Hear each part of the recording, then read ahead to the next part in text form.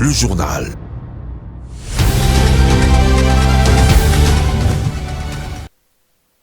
Bonsoir à toutes et à tous, bienvenue à cette condition du journal sur Manduko Télévision. Voici les titres.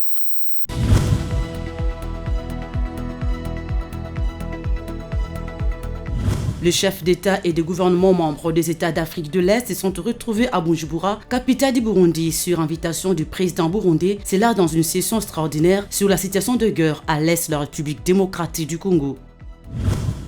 Le 86e Conseil des ministres présidé par le chef de l'État Félix-Antoine Tshisekedi s'est félicité du séjour du Saint-Père, le pape François à Kinshasa, et entériné plusieurs autres dossiers sur la marge du pays.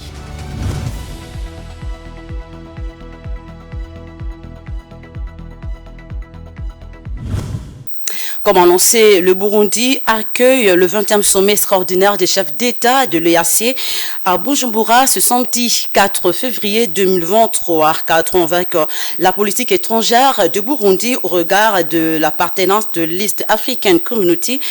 EAC, en sigle avec à ses côtés un tambour dont son excellence Ndayishimiye Evariste, le président du Burundi, a accueilli respectivement le président Félix et Antoine Tshisekedi Tshilombo de la République démocratique du Congo en vue du 20e sommet extraordinaire des chefs d'État de l'EAC. Sont également présents, il s'agit bien du Sulu Samia, président de la Tanzanie, Paul Kagame, président du Rwanda, et donc son premier voyage au Burundi depuis l'accession au pouvoir du président Ndayishimiye Evariste, aussi également la présence du président Museveni Kaguta, le président de l'Ouganda, et Ruto William, président du Kenya, et l'absence remarquée de son excellence Salva Kiir, président du Sud-Soudan, qui reçoit la visite papale dans son pays. La rencontre va devoir tabler sur une solution à la question de l'agression de la République démocratique du Congo par la rébellion du M23 et du Rwanda. Vous aurez les résolutions des sommets dans nos prochaines éditions. Bien, autre chose à présent, la ministre belge des Affaires étrangères et européennes en charge des institutions culturelles du commerce extérieur est en visite de travail en République démocratique du Congo. Elle a été reçue par le président de la République, Félix-Antoine Tshisekedi. Leurs discussions ont tourné autour de la situation sécuritaire dans la partie est de la République démocratique du Congo et aussi la mise en œuvre des résolutions du mini-sommet de Luanda. Regardez.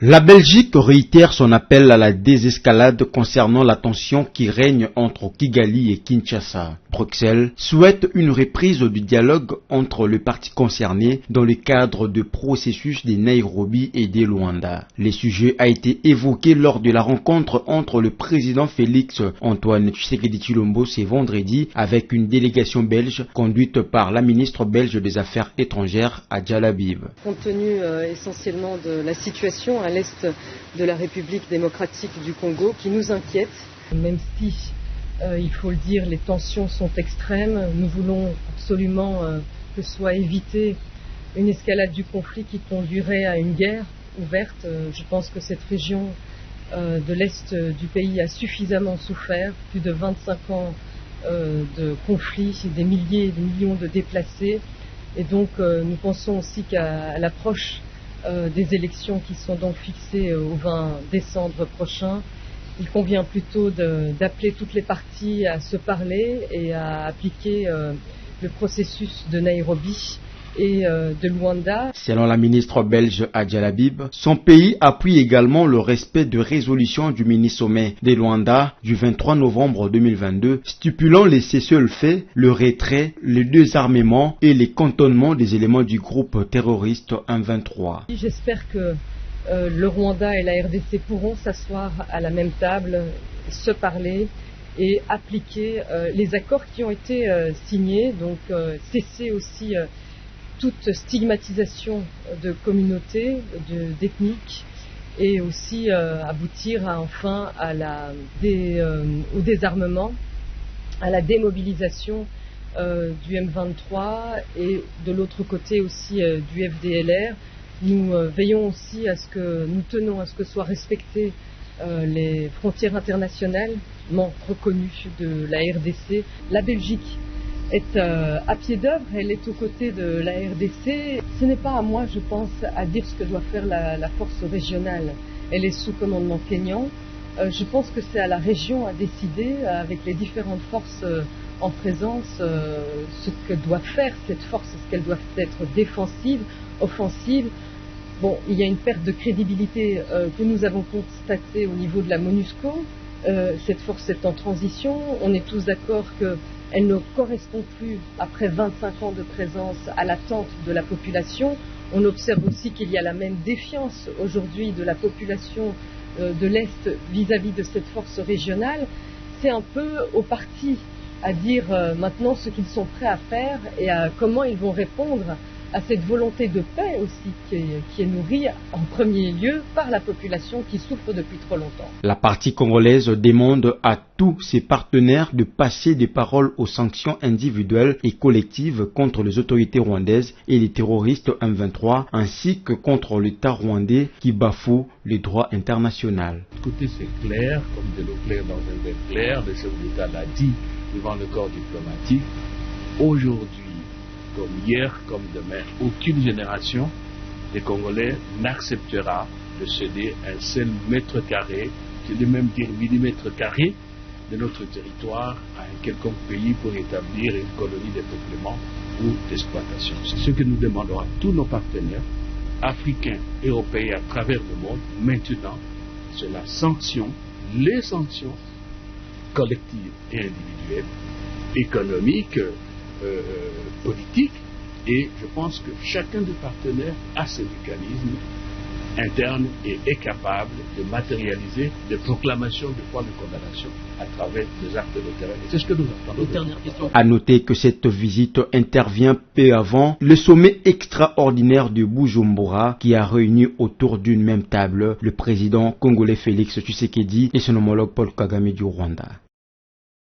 Réuni en conseil des ministres présidé par le président de la République Félix Antoine Tshisekedi, plusieurs questions étaient débattues. Les membres du gouvernement ont suivi la communication du chef de l'État en rapport avec le séjour du pape François en République démocratique du Congo. Nous vous proposons alors de suivre un extrait avec le porte-parole du gouvernement. 5 points étaient inscrits à l'ordre du jour. La communication du président de la République a porté sur 4 points principaux, à savoir 1. de la visite de sa sainteté le pape François à Kinshasa. Le président de la République, chef de l'État, a, au nom de toute la nation congolaise, exprimé sa joie d'avoir accueilli le pape François à Kinshasa, capitale de la République démocratique du Congo. Cette visite du souverain pontife, 38 ans après celle du pape Jean-Paul II en 1985, est un honneur qui a été fait à la République démocratique du Congo. La grande mobilisation et la ferveur observées à travers la République au cours de ces 4 derniers jours ont démontré à quel point le pape François était attendu par la nation congolaise dans sa plus grande diversité, avide de réconciliation et de paix, a martelé le président de la République. Placé sous le thème « Tous réconciliés en Jésus-Christ », la présence du chef de l'Église catholique en terre congolaise est venue rappeler le rôle pivot normalement dévolu à l'Église au sein des sociétés humaines et dans le monde, celui d'être au milieu du village, c'est-à-dire sincèrement résolu à faire taire les divisions et à œuvrer pour l'avènement d'une paix durable entre les hommes et les nations. Cette visite a été marquée par l'attention portée par sa sainteté le pape sur les défis actuels et futurs auxquels est confrontée la République démocratique du Congo. Le président de la République s'est dit réconforté par l'appel à la résistance lancé par François dans son adresse aux autorités publiques, au corps diplomatique, à la société civile et aux forces vives de notre pays, face à la tentative méprisable de fragmentation de la République démocratique du Congo à la base de la guerre, injuste qui est imposée à notre pays et à l'Afrique par des puissances étrangères. Dans le même élan, le Saint-Père a invité les protagonistes du pillage en Afrique à retirer leurs mains de l'Afrique et de la République démocratique du Congo et d'arrêter de les étouffer. Le président de la République a souligné du Saint-Père de voir l'Afrique œuvrer résolument pour son indépendance économique, en prenant son destin en main, tout en mentionnant également l'importance d'éveiller à l'éducation comme pilier du développement de toutes les nations. Le président de la République s'est félicité de la sensibilité éprouvée par le pape à la défense de la cause des victimes de l'Est au niveau mondial, tout en condamnant l'inaction et le silence de la communauté internationale face aux exactions terroristes commises au service des intérêts étrangers. Parlant de l'éducation en RDC, le secteur de l'enseignement primaire, secondaire et technique va bénéficier d'un soutien de la Banque mondiale et de l'ordre de 80 millions de dollars américains en vue d'accompagner la gratuité de l'enseignement et le fonctionnement des écoles en RDC. Suivez. Du projet d'équité et de renforcement du système éducatif. Le président de la République a rappelé aux membres du Conseil que le projet d'équité et de renforcement du système éducatif PERS, financé par la Banque mondiale, appuie la mise en œuvre de la stratégie sectorielle et soutient la mise en œuvre durable de la politique de la gratuité de l'enseignement primaire dans notre pays. Ces projets ont pour objectif principal d'alléger le fardeau des frais scolaires sur les foyers congolais à travers un appui budgétaire direct au titre de contribution à la rémunération des enseignants et au fonctionnement des écoles primaires. D'un montant global de 800 millions de dollars, ce projet a été approuvé par le conseil d'administration de la Banque mondiale en date du 15 juin 2020 et se clôturera le 31 décembre 2024. Le président de la République s'est réjoui du fait que les décaissements s'effectuent à un bon rythme et devraient s'accélérer dès le mois de mai 2023 avec la mise à disposition de la totalité des ressources humaines prévues. Le président de la République a chargé les ministres de l'EPST, technique de l'enseignement primaire, secondaire et technique à maintenir l'élan entamé avec l'équipe en place.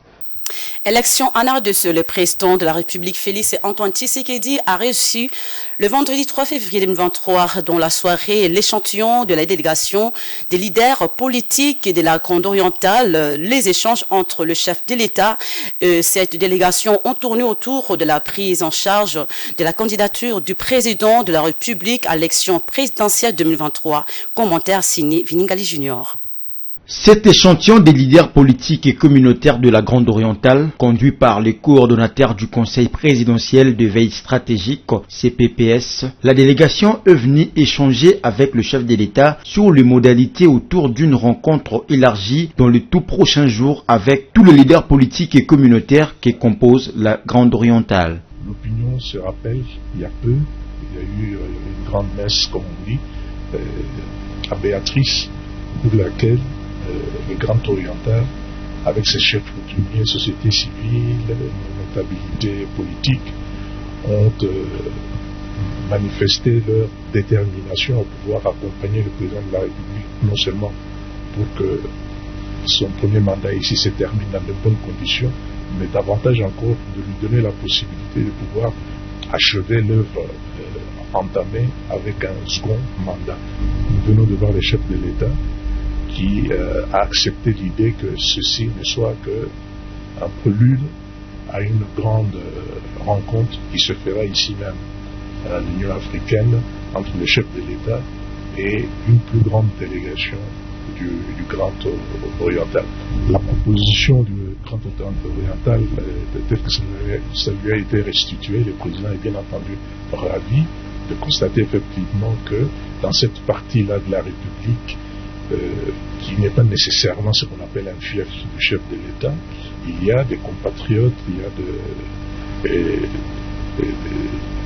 a des responsables qui reconnaissent les efforts qui sont faits, notamment en ce qui concerne la recherche de la paix pérenne. 2023 étant une année électorale en République démocratique du Congo, la Grande Orientale a fait savoir au grand public les choix de son candidat Félix Antoine Tshisekedi Tshilombo. La caution de sa candidature sera prise en charge par la dynamique de leaders politiques et communautaires de la Grande Orientale, a fait savoir Carole Aguito, membre de cette structure. Nous sommes en train de cotiser.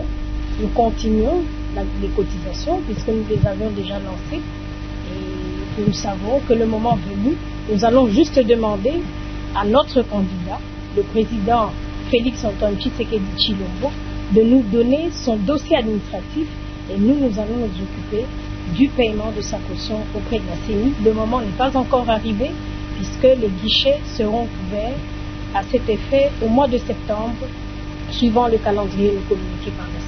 La Grande Orientale est composée des provinces de la Chopo, de l'Ituri, du Haut et Bas-Ouélé.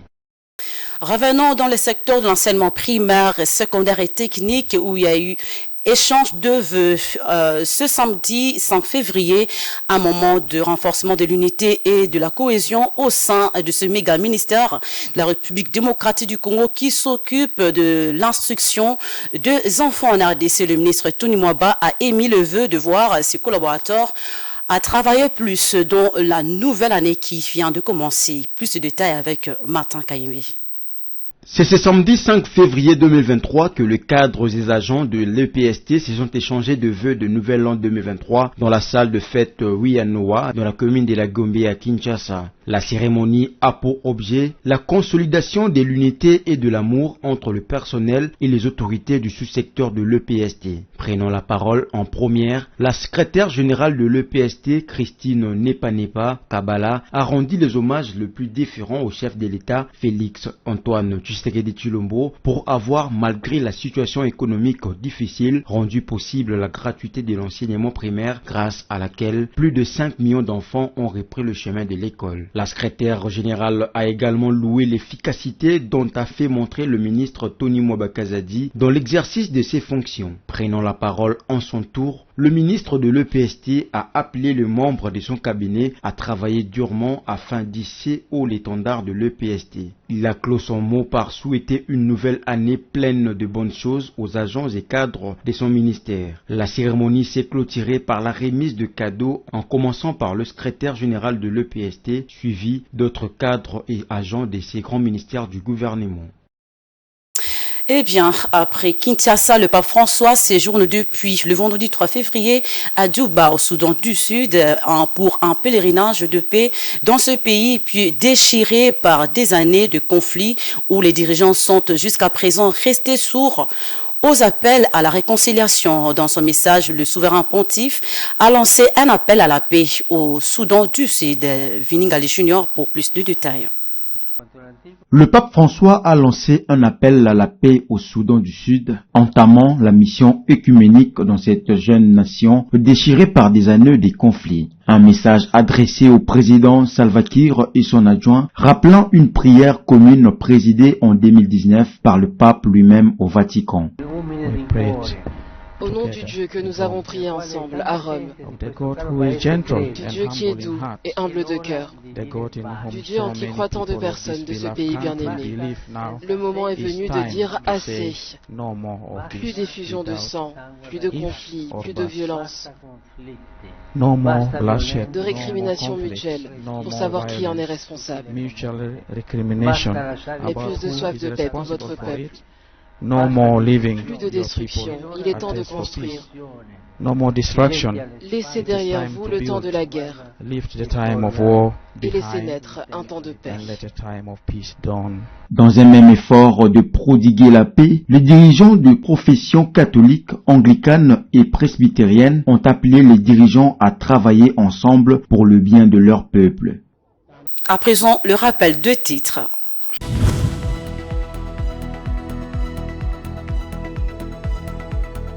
Les chefs d'État et de gouvernement membres des États d'Afrique de l'Est se sont retrouvés à Bujumbura, capitale du Burundi, sur invitation du président burundais. C'est là dans une session extraordinaire sur la situation de guerre à l'Est de la République démocratique du Congo.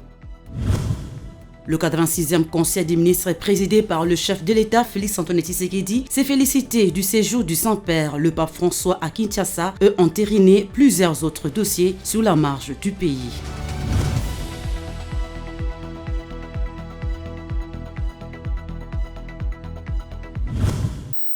Mesdames et messieurs, c'est par ici que prend fin cette grande édition du journal Semaine du côté télévision. Merci à vous de l'avoir suivi. Bon petit programme sur nos antennes. Au revoir.